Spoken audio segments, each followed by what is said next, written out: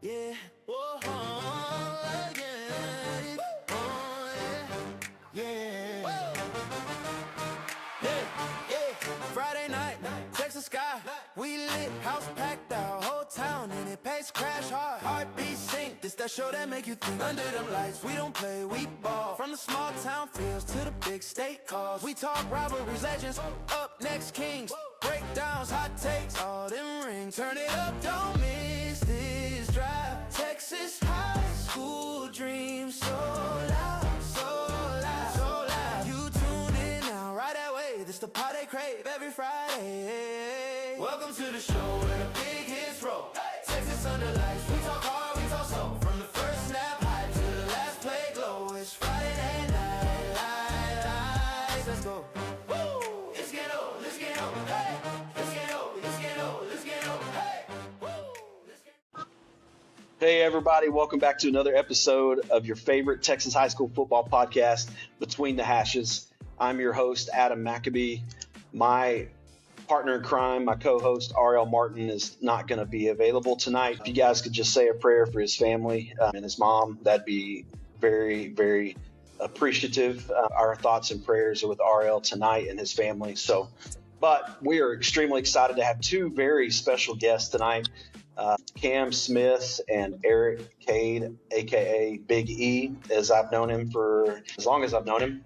But we go way back.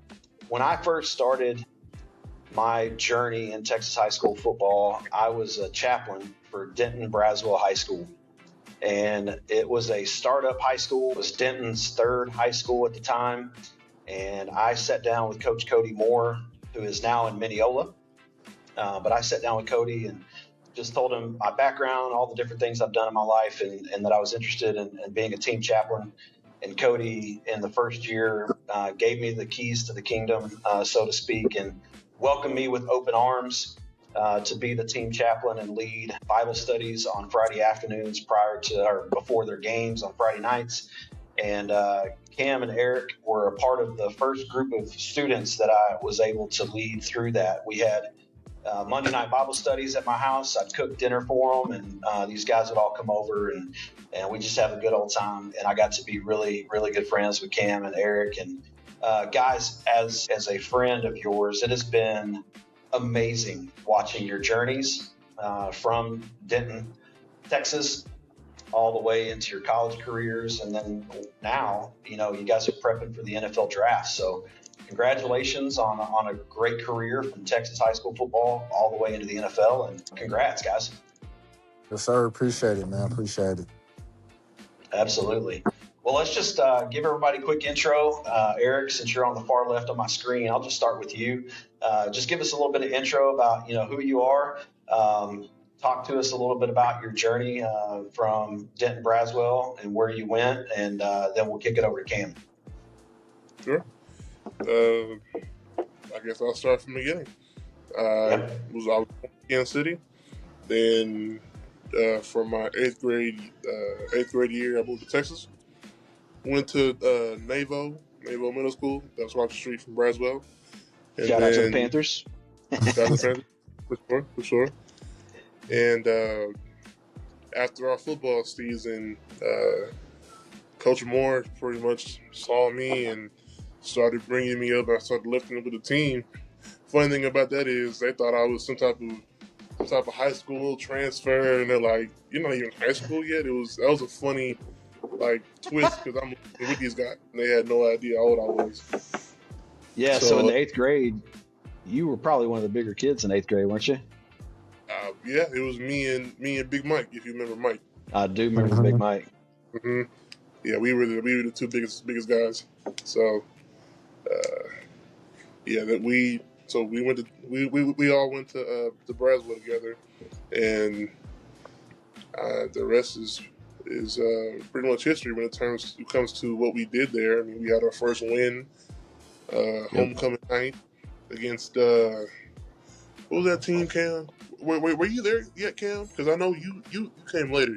Were you there my freshman year? Yeah, I was there freshman year. I played on the freshman team though. Oh, that's what it was. Okay, yeah. So, What's that team with the fox? You said what the? Its logo is like a fox. Whatever school that was. I don't know. I have to go back and look. What's crazy is I was just at Braswell, and I was looking at all of our records and all of our stuff. I was just there, and now I can't remember. But anyway, we had our first win, and we got the ball rolling, and then Coach brought out the act.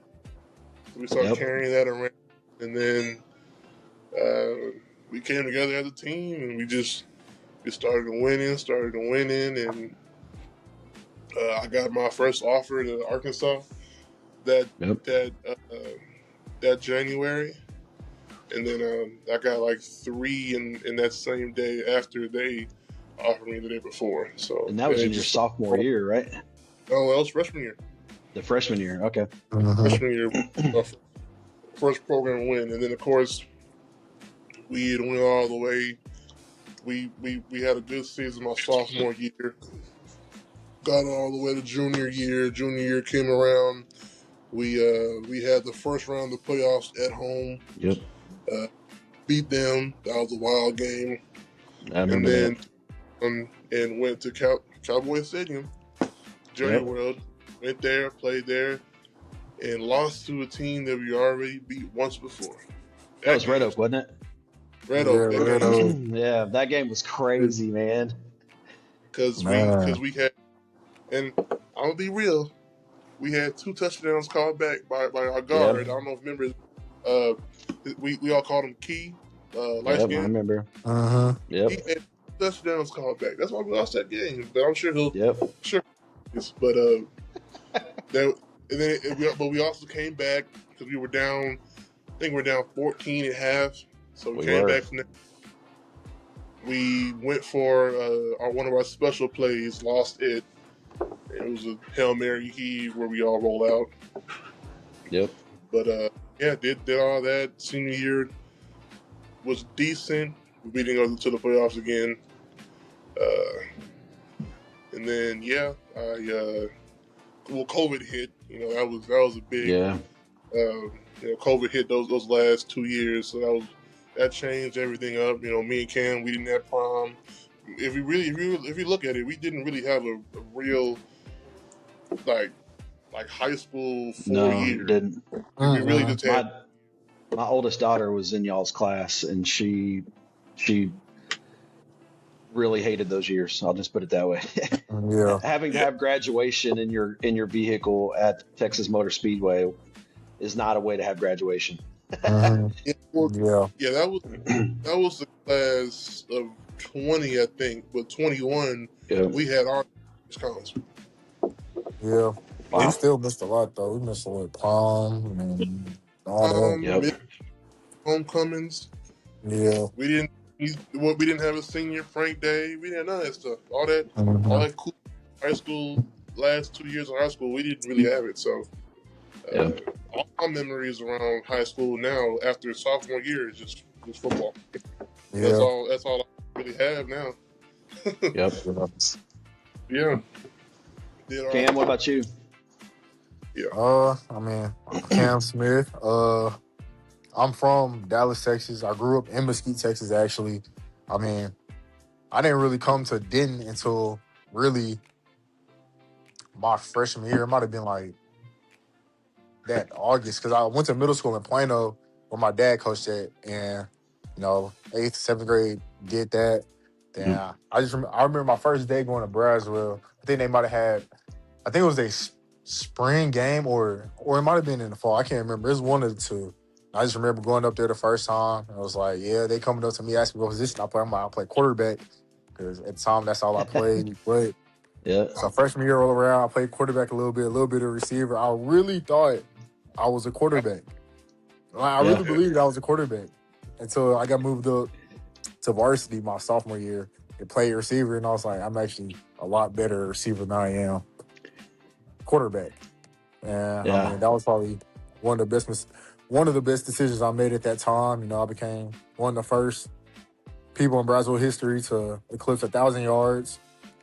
So, that was a big time achievement, something I worked hard for. And in that year, me and Big E, we, it was brought home the first district championship for football. Won the first playoff game in football history for Braswell. Kind of etched ourselves into the history books as far as that. Yep.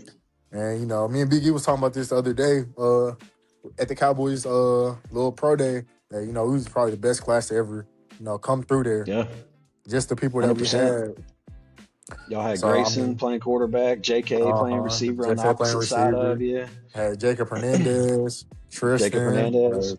Yep. Yeah, we had that team was loaded. Yeah, and it sucks that we lost to Red Oak because I feel like that was the year we would have went pretty deep. Yeah. Well, both of y'all went to play D1 colleges. Grayson Thompson went to D1. JK Carter went D1. D1. Braylon went D1. Braylon went to D2. Yeah. He went to Ouachita. But he could have went D1. He had some offers. Deuce went to, I think, New Mexico. Yep. Yeah. Houston, after Houston, I don't know what he did. I think Deuce just living life now. But if we would have, we had Duncanville next. Yeah, that would have changed. Is that true? We would have had Duncanville. Yeah. We would have had to go to Duncanville and play Duncanville. Well. Yep. Yeah. Yeah. If y'all would have beat Red Oak, it would have been Duncanville. Oh man, yeah, it was good, but I definitely it sucks we lost, but we came this far, and I was like, man, who was next? I looked on my schedule, it was Duncanville, Red Oak, mad. Yep. Right, well, man. Talk to me a little bit about y'all's experience playing Texas high school football. Big E, you were a 4-year starter. Cam, I believe you were a 3-year starter. What was it like for you guys playing Texas high school football? Because, everybody talks about, California football, Georgia football, Florida football. I was just at Gardner Webb in North Carolina this last weekend talking to some different coaches. And, coaches outside of Texas, they talk about how big Texas football is. Like, you could have a kid that's a 1 or 2 star in Texas versus a 3, 4, or 5 star in another state, and those 4 and 5 stars from other states equally kind of compare to our 1 and 2 stars here in Texas. That's the gap between these other states. But talk to us about y'all's experience and what it really meant playing Texas high school football. You got it. No, you got it. Yep. Well, for me, it was about half of the reason why I even came down here in the first place. So, really, yeah, that was half, and then the rest of it had to do with some other stuff. But most of it was, better school, better opportunities was the biggest thing for me going to Texas. So, bigger talent. Yeah, bigger talent, more talent. I could be challenged. I could, I could be the best amongst the best instead of being the best amongst average. That was the biggest. Was, when I graduated, the only guy that was ranked higher than me was a guy that was a dual scholarship guy that played basketball. Wow. But after that, I would have been the best tackle coming out of my class, 21. So, yeah. I mean, it's just stuff.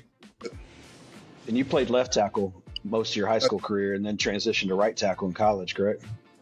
Well, yeah, I was a tackle, and then I went to Ole Miss, and they had me at guard, and then I went to Missouri State, played left, then I played right, then I played left again, then I ended it right.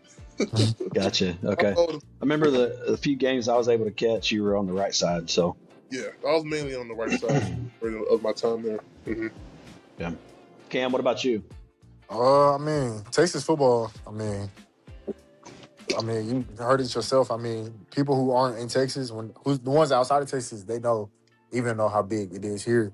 I mean, it's just amazing to be able to play and actually be good.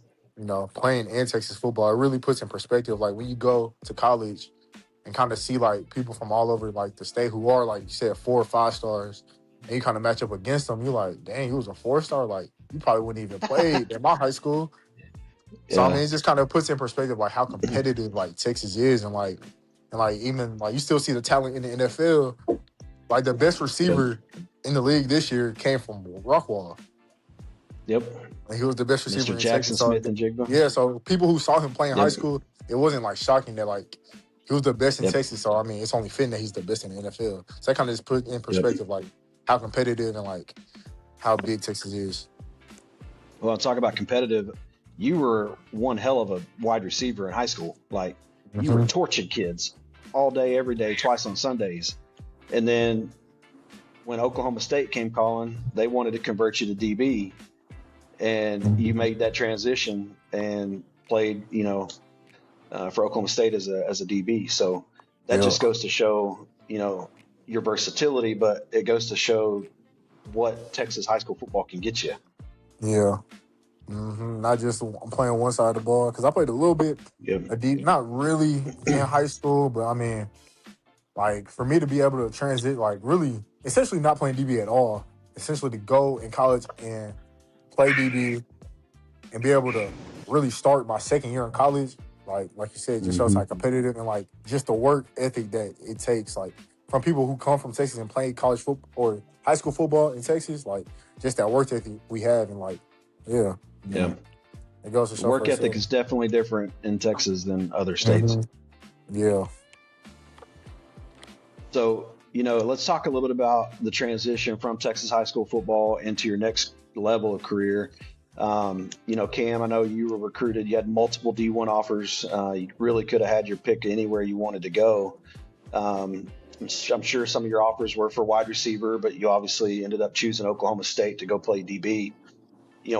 What was it like transitioning the recruiting process at Texas high school football at Denton Braswell? And just talk to us a little bit about your process and what ended up leading you to make that transition to the defensive Hmm. side of the ball to play at Oklahoma State.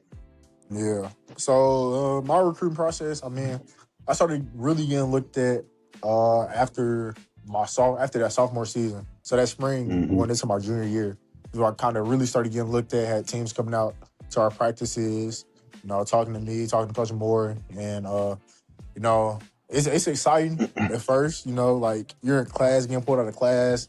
Having schools hype your head up, so they want you. What 15, 16 hearing this. So it was definitely, exciting.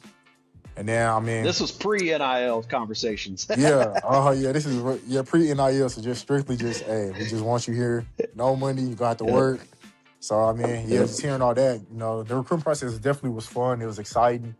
I mean, getting looked at the receiver, I really wanted to play receiver. That was really my first love for real. I mean, my dad played receiver, my grandfather played receiver. So it's like, I'm gonna play receiver. And then, I mean, I think I Yeah. had two big offers from Vandy and Oklahoma State, that wanted me to come play DB. So, I mean, I talked to Coach Moore about it, prayed about it, talked to my dad about it.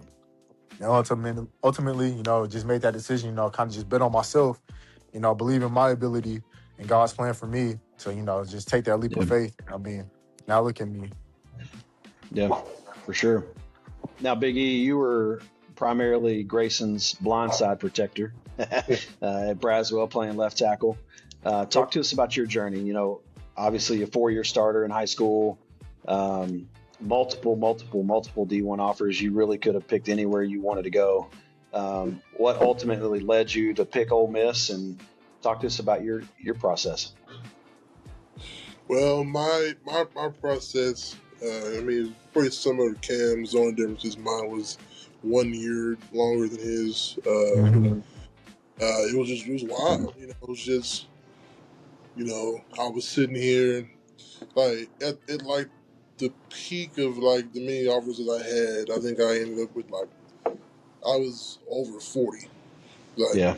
by my junior year, I was over 40.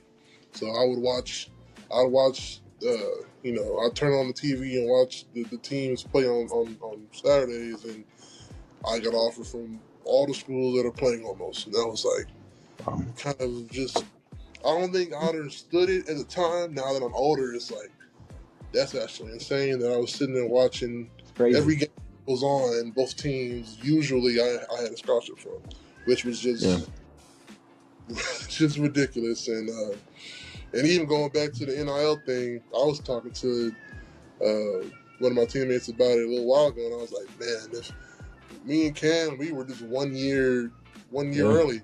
We were 1 year late. Mm-hmm. Oh my God. I would have got paid crazy. Cam probably would have got paid. It would have been, man. The game changed the year after y'all graduated. Yes. It wasn't even a year after. It was some months. Yeah, I a couple months remember after. that summer, I'm sitting there like, they about to start paying us NIL? That ain't Yeah. going to happen. And Mm-hmm. I still remember the video of LeBron sitting there talking to somebody from the NCAA. Yeah, like we gonna get y'all paid. I was like, no way, and it went through. I was like, and as soon as it went through, I remember the first NIL that I saw and was like, if I would have went there, I would have got that. Was the one in Texas. Texas was paying every O had there 50 grand annually. I was like, just one team. If you were an O lineman there, you got 50 grand annually. I was like, that was for walk-ons, half scholarship guys. That was all of them. That's ridiculous.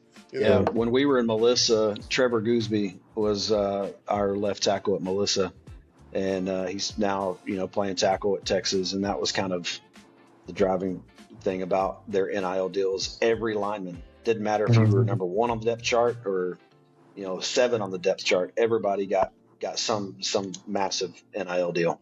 Yeah. So what led to you choosing Ole Miss? So what led me choosing Ole Miss was it was a few things. I mean, none of the coaches are there now, so I guess I can talk about this.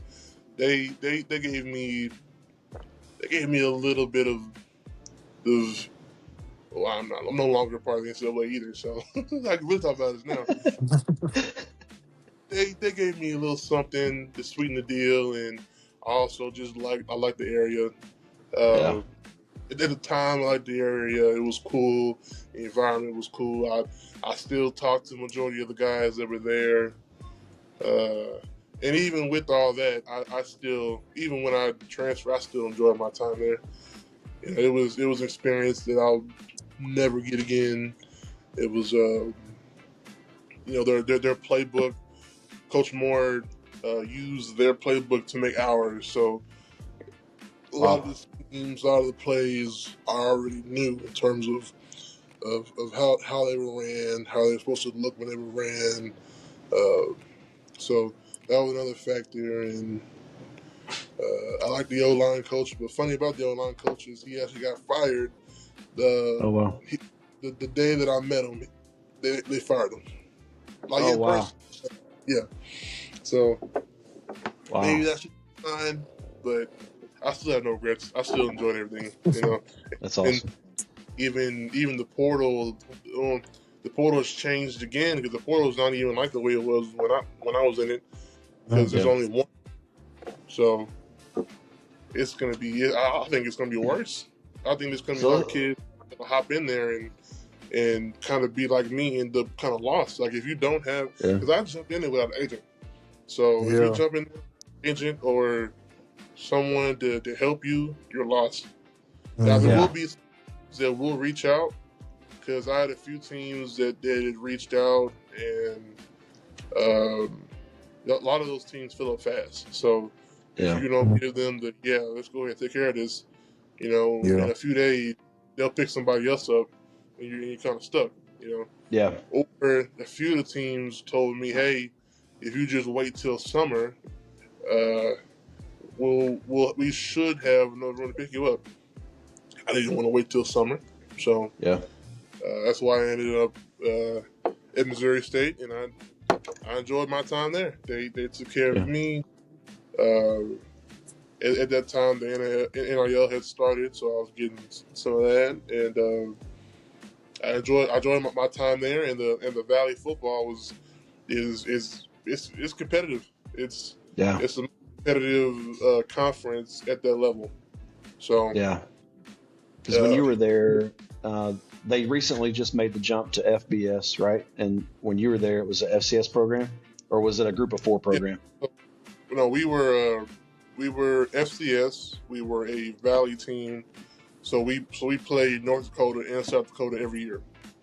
They were Wow, all our schedule Yeah. every year. Play 'em. that's a Mhm. gauntlet. It is. Yeah. So our first year, because we just got a coaching staff change, it wasn't much of a change, but we ended up with a pretty good team. We were just all young. We won like 4 games, so we didn't go to the playoffs. And then next year, we got the nod to jump the following year. So I was going to transfer, but I decided to stick it out the next year, which was good for me because we ended up. I think we were second in the valley, right underneath the. I think we tied for second in the valley, and tying with I think South Coast State. And then, of course, my last year there was our craziest year. You know, we're in Yeah. CUSA playing on Wednesdays, so the team had changed a third. So the team changed 3 times while I was there. All 3 years we had to change how we were being coached, the way the coaching was, and the teams Wow. that we were playing. So that third year, like I said, the entire month. What is that? The entire month of October, it's all Wednesday games. You're playing Wednesday Wow. before, so that was new. That was different. Yeah. But in hindsight, it really gets you ready for the next level because the next level you're gonna end up having a Wednesday game, a Thursday game. You know, you Yeah. don't always play on Sundays, so it gets you prepared for that. So in that Because your case, routine changes. Everything's different when you play on a Wednesday, right? yeah, Hmm. most Wednesdays there's only 2 games on, and some Wednesdays only 1 game on in Yeah. like the entire NCAA. I don't know. Wow.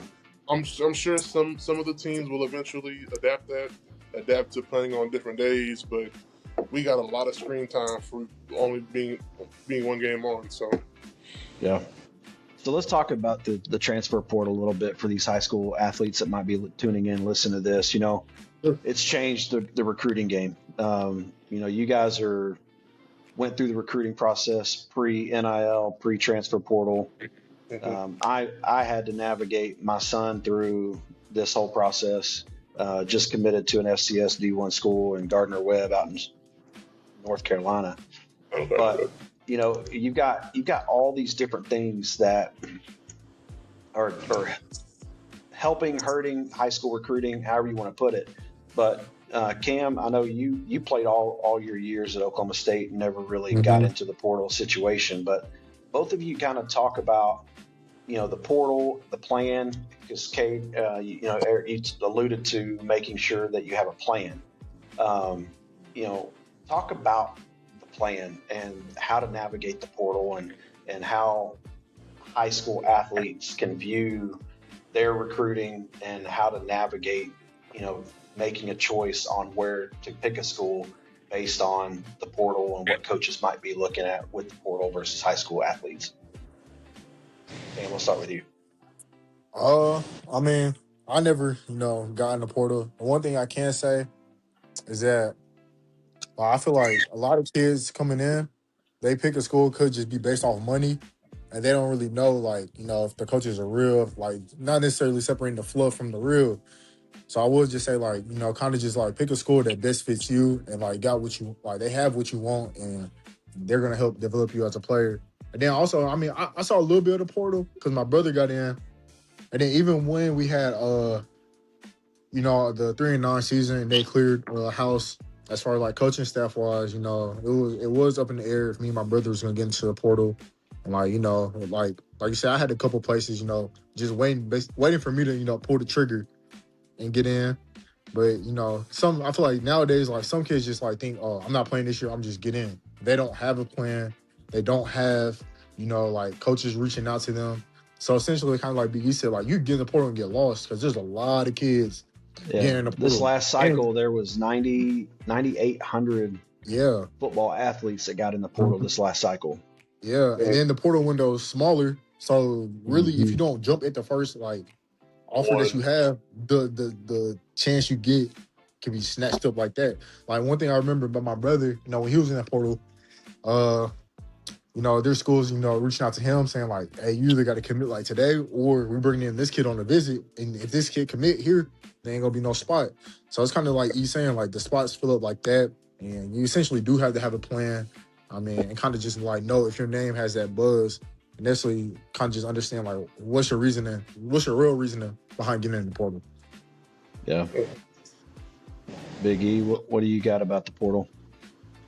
I mean, yeah, having that plan is really important. I don't know, the way I see it is, unless you are preparing yourself to move down in football, like you're in FBS and you want to go FCS or you want to go lower than that, then you should be fine. But if you want to go up or P5 or any of that stuff, you need to at least have an agent that's dealing with that. And if you don't have that, you need to have connects. You need to be a guy that either still has coaches that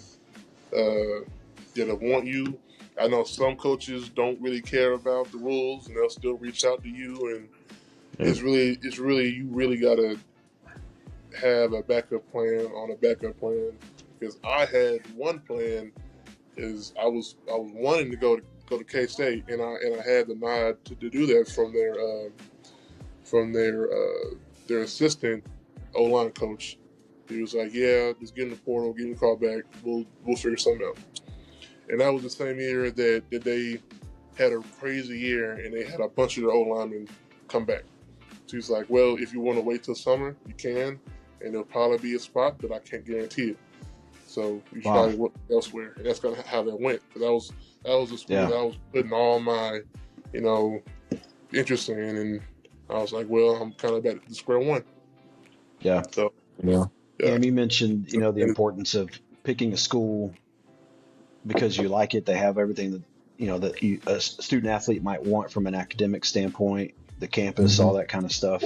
How important is the school itself in the academics and just liking the school, liking the professors?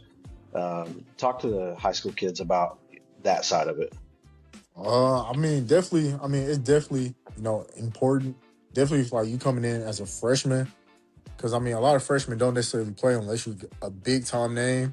So realistically, you're gonna redshirt your freshman year. So like a lot of coaches can easily be like, "Oh yeah, you gonna come in and play." But you go there and you don't play, and you let that, mess up, the academics, or you're slacking in the weight room. Then you end up getting on that list and having that rep of, oh, this guy don't work hard, and just put you down, just a snowball effect of, things not going right. So if you pick, I feel like if you pick a school where, the coaches being real, they have a good academic system, you can go here for 4 years and say football don't even work out. And you get a degree from there, and like that degree can hold weight depending on what area you in, or like it's a degree where you can like go right into the job field. I feel like all that's important. Just kind of just like, I don't want to say, don't put all your eggs in one basket, because you should, believe in your ability that, you're going there playing 3-4 years and going to the league. But that's not realistic for every kid, playing football. So, it's important to go to college. I feel like get a degree, that actually is going to like have like weight in like a job field or career. So I feel like all that's important, outside of like, just picking, a good football team, or just because the school paid you a lot of money to come there. Yeah. You alluded to it just a second ago as well, talking about how difficult the transition can be for an incoming freshman who may have been, the stud in their high school. Now they're a freshman all over again. What's it like making that transition from being the dude on campus to just another football player, the weight room, the nutrition, just how difficult it is to really get a good routine after being the guy? Yeah. I was blessed, to have, a position coach that kind of knew, that kind of cared for me, as a person and as an athlete, and kind of already knew like the struggles that it was going to be. So he kind of stayed on not just me, but like my other roommates who were corners also at the time, just like, hey, don't be late, set an alarm, hey, be here, be the first one here. Like just kind of staying on our tails about that. Because it's definitely easy, to go to school and a coach just like let you be, and now you're late and doing all this. So I'll definitely say, the transition, it can be hard for some. And, definitely, being that guy in high school and then essentially coming and being, third on the depth chart, getting 2 reps at practice, you could be looking like what's going on? Like, why'd you even recruit me? Yeah. But I mean, essentially, you just kind of just gotta, stay true to the process and just understand, it's just a part of the process and just focus on what can you do to be better. And like, I was always the type to like kind of look in the mirror and be like, okay, well, I'm not playing because of this reason. It's not because the coach don't like me. It's because I'm not doing this right. So, I mean, I kind of just say, hold yourself, to a certain standard and have that accountability and don't, look for excuses. Because then that will become your personality. That's like, just coming up with excuses for everything. Yeah, that's good. It's good advice. So high school kids listening to this, I hope you're taking good notes because these guys have been where you're trying to go, and that's really, really good advice, really solid advice. All right. So you guys went from Texas high school football, college football, and all that can bring you. Now you guys are prepping for what everybody dreams of, which is playing at the NFL.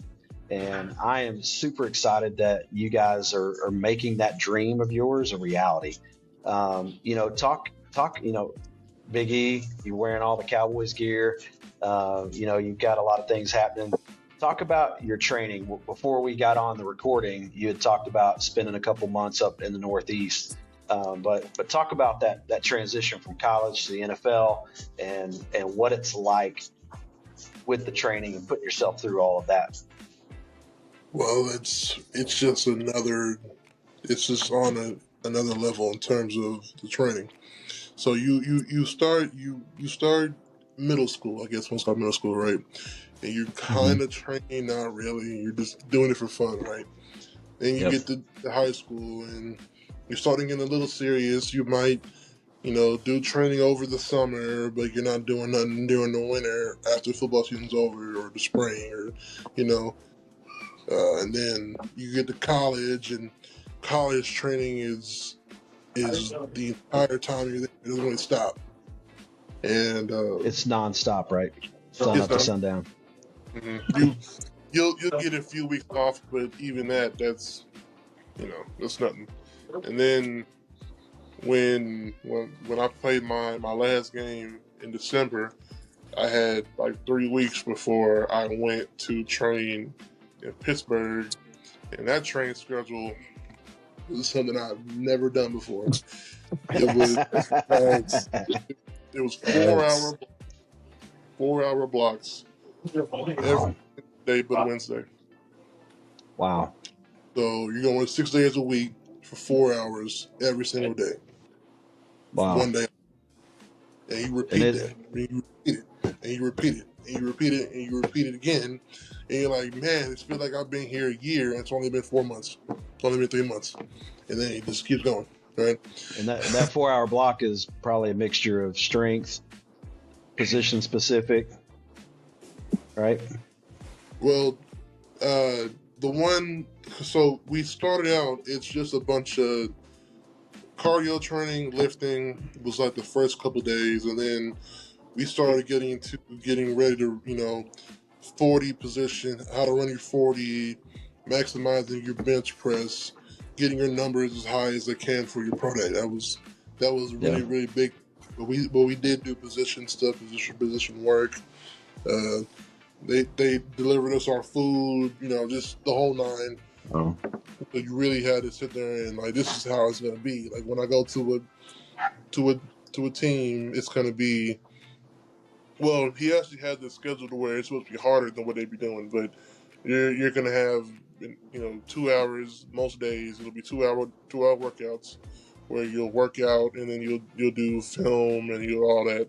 In like 2 hours, 2.5 hours is what they do, but that's every day, right? You don't have a day off. It's every day. So the way he had it was 4 hours every day, 1 day off, and we rolled with it for 2 months. And wow, I got down to the last week, and I'm like, oh gosh, yes, I can go home. I can go see my mama. Usually, even at school, I was, when we did our workout blocks, it was you worked out, Monday, Tuesday.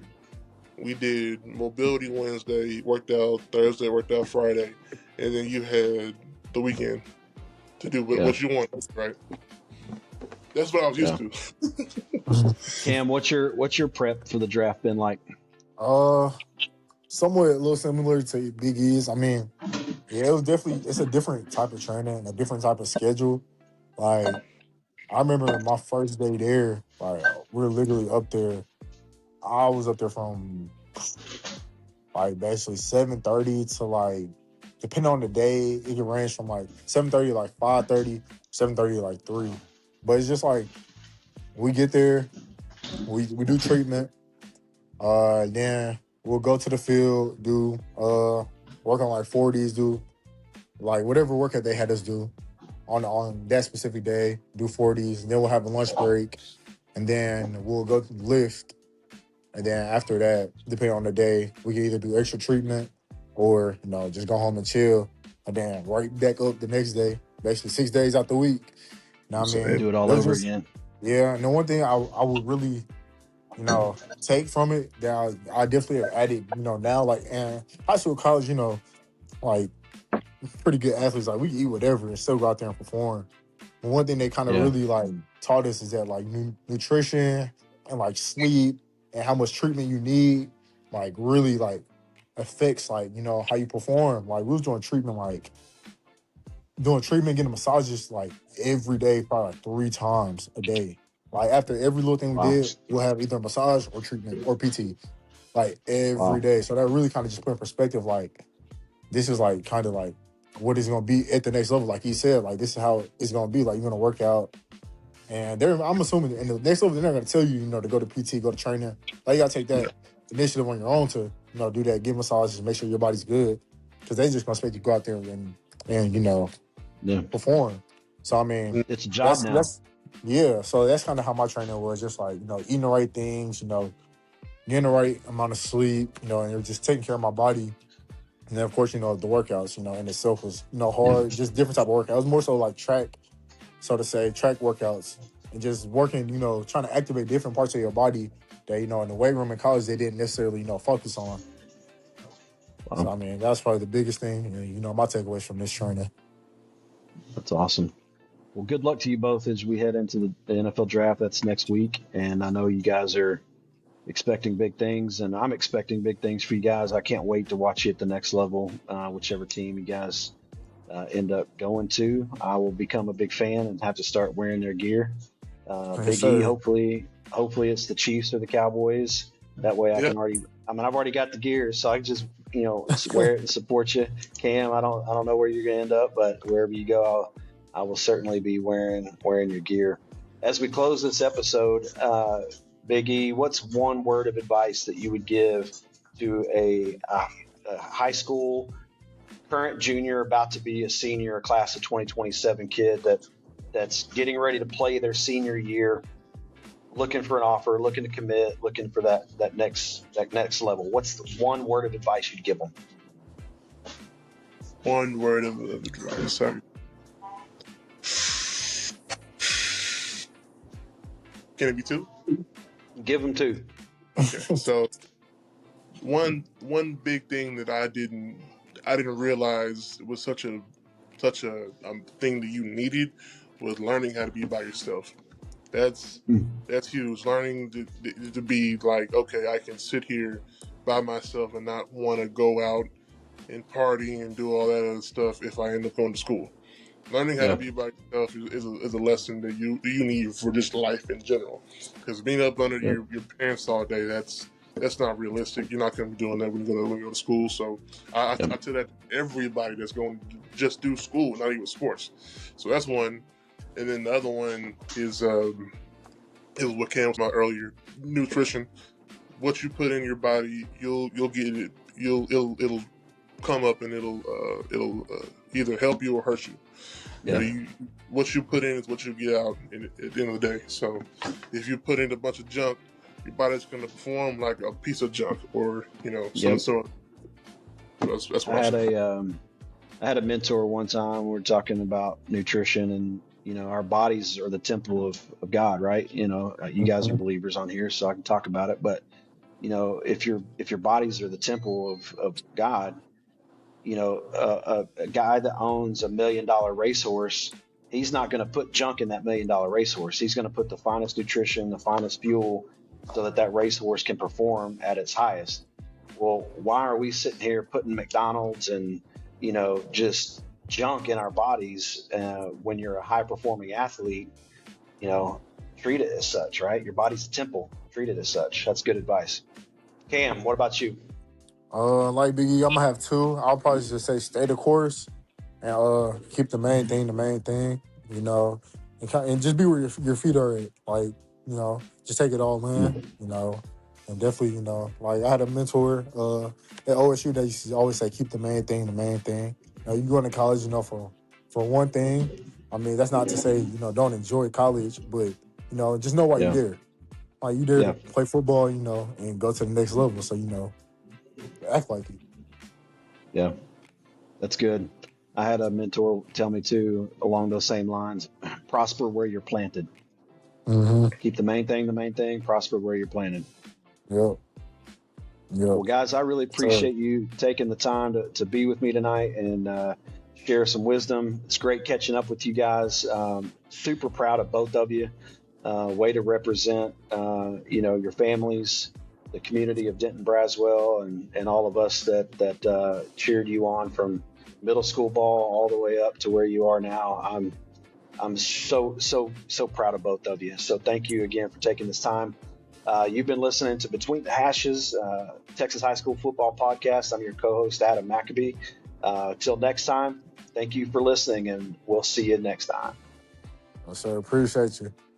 Yep. Yeah. Whoa, yeah. Friday night, Texas sky, we lit, house packed out, whole town in it, pace crash hard, heartbeat sink. This that show that make you think. Under them lights, we don't play, we ball. From the small town fields to the big state calls. We talk rivalries, legends, up next kings, breakdowns, hot takes, all them rings. Turn it up, don't miss this drive. Texas high school dreams so loud, so loud, so loud. You tuned in now, right that way. This the part they crave every Friday. Welcome to the show where the big hits roll. Texas under lights.